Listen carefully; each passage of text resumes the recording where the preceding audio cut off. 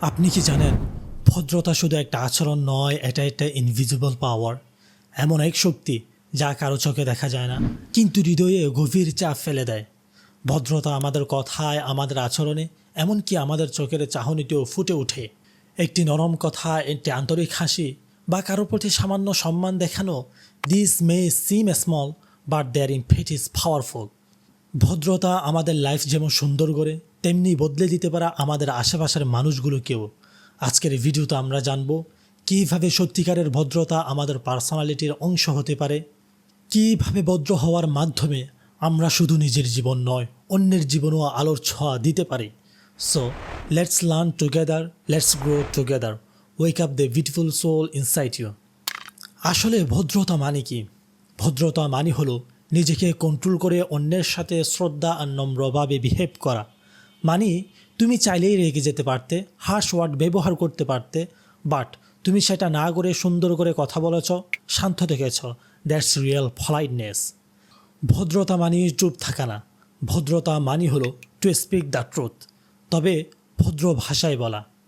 Suppose কেউ তোমাকে কষ্ট দিয়েছে, তুমি রাগ না দেখিয়ে বরং শান্তভাবে বললে, আপনার এই বিষয়টি আমাকে কষ্ট দিয়েছে। ভদ্রতা শেখায় কীভাবে অন্যের প্রতি সম্মান দেখাতে হয়, তবে নিজের সম্মান, ইজ্জত, মর্যাদা অটুট রেখেই। রিমেম্বার, ভদ্রতা আমাদের শেখায় কীভাবে নরম ভাষায় কঠিন সত্যটা বলা যায়। আবার ভদ্র হতে গিয়ে আমরা অনেক সময় এমন কিছু ভুল করে বসি যেগুলো আমাদের ক্ষতি করে। এক, অন্যায় সহ্য করে যাওয়া। ভদ্র হতে গিয়ে মনে করি সাইলেন্স ইজ দ্য বেস্ট, কিন্তু সব সময় অন্যায় চুপ করে সহ্য করলে মানুষ মনে করবে আপনি দুর্বল। ভদ্র মানে অন্যায় মেনে নেওয়া নয়। দুই, সব কিছুতে হ্যাঁ বলা। ভদ্র হতে গিয়ে সবাইকে হ্যাঁ বলি, নিজের ইচ্ছা, সময়, মন কিছুই দেখি না। Be polite but learn how to say no politely. তিন, নিজের আত্মসম্মান ভুলে যাওয়া। ভদ্র হতে গিয়ে এমনভাবে মাথা নিচু করি যার কারণে নিজের সম্মানই হারিয়ে ফেলি। রেসপেক্ট আদার্স বা don't forget to respect your self. সংক্ষেপে বললে, বি পলাইট তবে নিজের আত্মসম্মান ভুলে নয়, বি কাইন্ড তবে নিজের ন্যায়বোধ বিসর্জন দিয়ে নয়।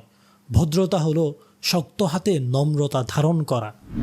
ভদ্র মানুষের কিছু পরিচয়: তারা অহংকার করে না, বিনয়ী থাকে, ছোটদের ভালোবাসে, বড়দের সম্মান করে, কথা বলে শান্ত ও নম্রভাবে, নিজেদের সীমা ও সম্মান বুঝে।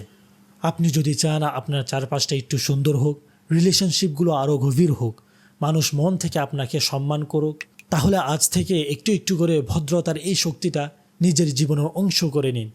ভদ্র হন, সাহসী হন, নিজের ভিতর সুন্দর মানুষটাকে জাগিয়ে তুলুন।